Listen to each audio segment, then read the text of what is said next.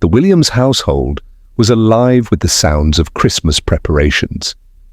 Zuri and Jelani ran around the living room, their laughter bouncing off the walls as they asked their mother again and again, "Mama, when are we leaving? Are we going to Oma Esch's today?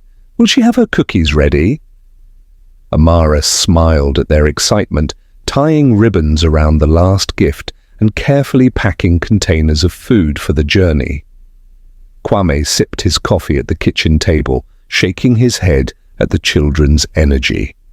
Amara reminded the children to finish their chores and helped them gather their things for the trip. She could feel the joy in their voices, the warmth of the season surrounding them, yet a quiet unease pressed on her heart. For nights now, her dreams had carried shadows and whispers she could not understand. As she placed the last tin of cookies in the bag, a sudden shiver ran through her, and she remembered the whispers from the night before. Kneeling on the kitchen floor, she clasped her hands together and whispered prayers for Kwame and the children, asking for protection, for guidance, for the strength to keep them safe from unseen dangers. Kwame leaned against the counter, oblivious to the urgency in her tone, and smiled faintly. "You worry too much, Amara," he said, shaking his head. "God must be tired of your prayers by now." She simply smiled and continued her prayers quietly, knowing he would not understand, but trusting that her faith was a shield around the family. By Sunday morning, she persuaded the family to attend church. Kwame grumbled as they walked in, muttering about boring sermons, while the children scurried ahead, full of energy and excitement. Inside the church, sunlight streamed through the stained glass, casting colorful patterns across the wooden pews. The congregation sang with warmth and joy, but Pastor Kofi's voice carried a weight that made Amara grip the children's hands tightly. He spoke of hidden dangers, of forces that sought to disrupt peace and happiness, even in times of celebration. He urged the congregation to pray, to watch over their families, and to stay vigilant. Amara listened with her heart racing, whispering prayers over her husband and children, feeling a tension in the air that matched the unease she had carried for days. Kwame glanced around, shrugging again, barely listening, while Zuri and Jelani fidgeted in their seats, sensing that something serious hovered in the atmosphere. When the service ended, the family walked out together, the afternoon sun spilling over the town. Amara felt a chill in her spirit, a quiet warning that this Christmas would not be ordinary. Her whispered prayers continued as they headed home, wrapping her family in the only protection she could offer. Something dark was approaching, something that would change their lives forever, and she could sense that the next few days would test their faith, their vigilance, and the bonds that held them together. Everything seemed peaceful and ordinary, the kind of calm that made the holiday feel perfect. But the Williams family had no idea that someone close to them was quietly plotting a flawless act of evil, one that was designed not to fail. Far away, in her house filled with holiday decorations and carefully arranged furniture, Mama Escher burned with envy. She stared into the fireplace, her hands clenched, her face tight with a mixture of frustration and rage. Why was it that Kwame Williams, her stepson, always succeeded while her own children struggled? Jabari and Ayana had stumbled in life, while Kwame had become the star in everything he touched. He built his business, led his family with pride, and even dared to send money to his stepbrothers, flaunting his success and deepening the shadow in her heart. Unable to bear it any longer, she rose from her chair and walked purposefully into the forest near her home, where Madame Nia, the local witch, waited. The trees whispered around her as she approached the small, dimly lit clearing. "What do you want?" Madame Nia asked, her eyes gleaming in the firelight. Mama Escher's voice trembled with a mixture of determination and fury. "I want my stepson William to be more broken, sick, and poor than my children," she said firmly, the words spilling from her like venom. Madame Nia laughed, a sharp, echoing sound that made the branches sway as if in agreement. "Consider it done," she said. From the folds of her cloak, she produced a small jar of black, shiny powder. "Pour this into his drink," she instructed, her fingers pointing toward Mama Escher. "But only he must drink it. Make no mistake." Mama Escher's lips curled into a satisfied smile.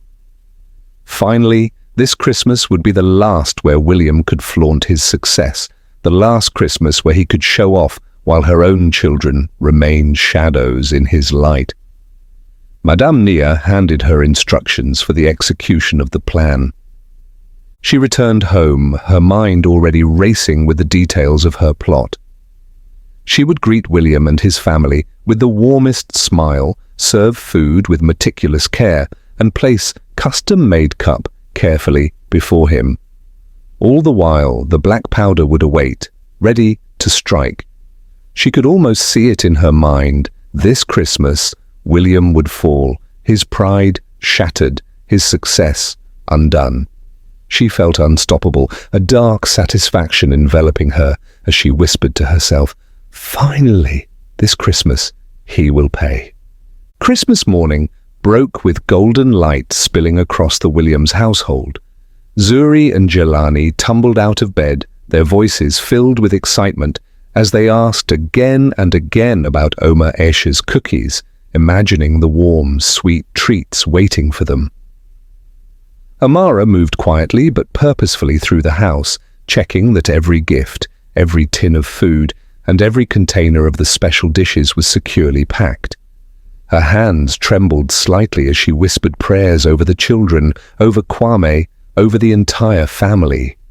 She asked for protection, for guidance, and for the unseen forces that threatened them to be held at bay. Kwame, bright-eyed and cheerful, had already begun loading the car, joking with the children and shaking his head at their boundless energy. "Come on, kids, we'll get there faster if you sit still," he said, chuckling. Amara continued praying, soft words flowing from her lips, even as the children bounced around and Kwame shook his head, muttering under his breath about her embarrassing habits. They set off, the car humming along the road, excitement filling the air. The children sang quietly, imagining the smells and tastes awaiting them at Oma Escher's house, but after an hour the car stalled unexpectedly. Amara's heart skipped. "Maybe it's a sign," she murmured, her voice low and urgent. "Maybe we should return home." Kwame shook his head, frustration flickering across his face. "You're being frazzled, Amara."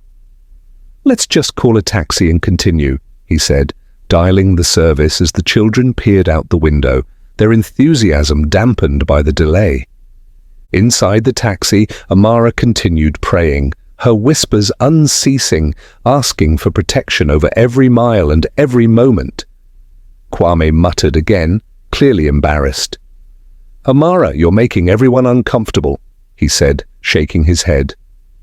The taxi driver glanced back briefly, eyebrows raised at the mother whispering incessantly, but Amara did not stop. Her prayers were a shield, invisible but strong, surrounding the family in quiet defiance of the forces she could sense but could not yet see. Finally, they arrived at Baba Oba's house. The children leapt from the car, laughing and eager to see the familiar faces of their grandparents.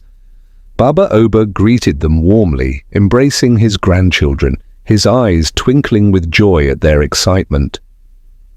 Kwame smiled and began sharing his recent projects and plans, explaining new achievements and ideas. The stepbrother and stepsister looked poorer than ever, standing quietly, their eyes following Kwame's every move. Mama Escher greeted them with a smile, pretending happiness, calling Kwame her son and praising his successes, while her eyes betrayed a hidden tension. she had prepared meticulously, placing custom-made cups on the table for each family member, each engraved with a name to ensure her plan would not fail. Amara noticed the care and precision, her unease growing, and whispered a prayer silently, sensing that something was amiss.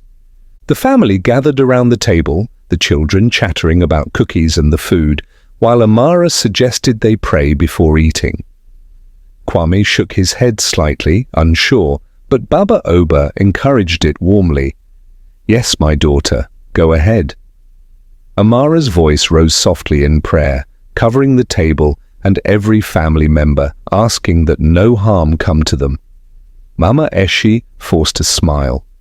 Everyone admired her hospitality, unaware of the danger hidden in plain sight, while Amara's prayers continued, a quiet protection over everyone she loved. Mama Eshi raised her glass for a toast, smiling warmly at Kwame. "To my son, William, and all his success." "We are so proud of you," she said, her voice sweet, betraying none of the darkness in her heart. Before anyone could lift their glass, Jabari, the stepbrother, playfully snatched William's cup. "Bet you got more in yours, Mr. Favorite," he joked. "No!" Mama Esh's voice cracked unexpectedly, sharp and loud. Everyone froze, surprised by the outburst. She quickly tried to mask her fear, her hands trembling, as she whispered, "Please behave." William, ever calm, shrugged and said to her, "It's okay, Ma," while Jabari shrugged and drank immediately. Almost immediately, Mama Esh's energy shifted. She stopped eating, her usual confidence replaced by unease. A wave of sickness washed over her, and she excused herself, retreating to her room, the forced smile melting into despair. Amara's prayers continued silently, wrapping the family in protection, unaware that her vigilance had redirected the danger away from William. Later that night, Mama Esha called her son to stay with her, but he refused, sensing her sickness and unease. Within days, Jabari succumbed to a fast, deadly illness, leaving his wife and children devastated. The Williams family traveled again, this time to attend the funeral. Baba Oba and Williams' family maintained a solemn presence. Mama Eshe remained distant, angry and cold, her plan having backfired. That evening, after the burial rites had ended and mourners had gone, the Williams family sat quietly in the living room. The atmosphere was heavy, the air thick with sorrow. William turned to his father, his voice low but thoughtful. "Where is Mama Aisha?" he asked. Baba Oba sighed deeply, rubbing his forehead. "She spends all day and night near Jabari's coffin," he said wearily. "Crying, wailing, refusing to eat.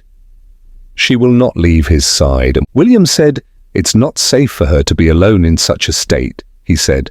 "Let us go and keep watch with her." No one should suffer alone in this moment. Amara and Baba Oba both nodded, and together they rose. As they walked down the dimly lit hallway toward the room where the coffin rested, strange sounds reached their ears. At first it was muffled, a mix of sobbing and broken words, but the closer they came, the clearer it grew. Mama Esh's voice carried through the wooden door, sharp and twisted, as if she were in a trance. They paused just outside, holding their breath. Her voice rose and fell, trembling with both rage and grief. "Why did you drink it?" "Why, Jabari? It was not meant for you. It was meant for William. For him to suffer, for him to lose everything. Not you, never you." Her words spilled out like poison, each syllable heavy with hatred. Amara's eyes widened, her heart pounding in her chest. She clutched William's arm tightly, whispering, "Do you hear this?" Baba Oba's face hardened, sorrow mixing with anger as he pressed his ear closer to the door. Inside, Mama Esha's voice grew louder, her cries breaking into fury. I wanted to destroy him. I wanted to see him fall. Every year he comes here, bragging, shining while my own children stumble. And now it must be his wife. Her prayers, her endless prayers shielding him, protecting him. I hate her prayers. I hate them all. William staggered back slightly, shock flooding him. Every suspicion, every unease Amara had voiced was true. The danger had been real, the schemes had been real, and the prayers, the very prayers he once dismissed, had been their shield. Baba Oba pushed the door open, stepping into the room with fury. "Enough, Esha," he thundered. "You have confessed with your own mouth. Your jealousy has killed your own son. You are no longer welcome under my roof." His voice echoed through the room, final and unshakable. Mama Esha froze, her body trembling, her eyes wild as she realized she had been overheard. She tried to speak, to protest, but no words came. Instead, she collapsed to the floor in sobs, her hands striking her chest in despair. William gathered Amara and the children close, his eyes moist, his voice breaking. "Your prayers, Amara, your prayers saved me," he whispered. In that moment, his heart turned fully toward faith. He understood now that prayer was not an empty ritual, but a shield, a force that had deflected death itself. From that day forward, William became a changed man, no longer mocking the things of God. He embraced prayer, led worship in his home, and stood by Amara's side in faith. The tragedy had revealed the hidden darkness, but it had also revealed the power of prayer, a power that turned away death and preserved life.